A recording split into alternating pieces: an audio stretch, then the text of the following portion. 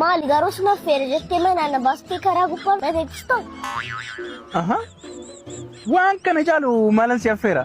Mee laal qilleensa isaa kun nyaatan caalu? Haa ibboo mana kiyya sun irratti waan na gammachiisu waan meeqa qabaayi.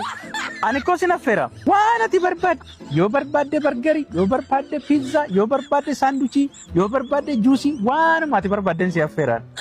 Dhugaa? Eeyyan. Ta'e kan deemne. Amma hin jenne barre yeroo biraan jedhe.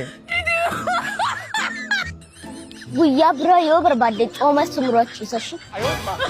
Dhugaa jedhe. Ka'e erga sin affeera. Ka'e. My God.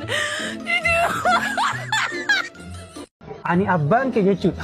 Har'a waanuma ati barbaadde tokkoon si affeera. Waanuma ati barbaadde si affeera. Tole? Tole. Anaa fi bishaan walakkaa ishiidhaaf immoo aannan.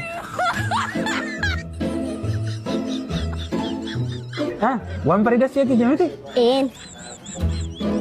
Foo aannan ajajaan qarraan nan qaba. Haramaadhaatti yaayuu kaleessan ibse. Maal jettee? Waan jenneen aannan dhugu garuu garaa na dhukkubsa. Dhugu aannan. Aannan kun ijoolleedhaaf gaariidha. Kanaaf as si'eeti. Gurbaan kilaasii keenyaa tokko aannan dhugee garaa kubse. Ani garuu rakkoon qabu ati garuu bargaaree jechuudha.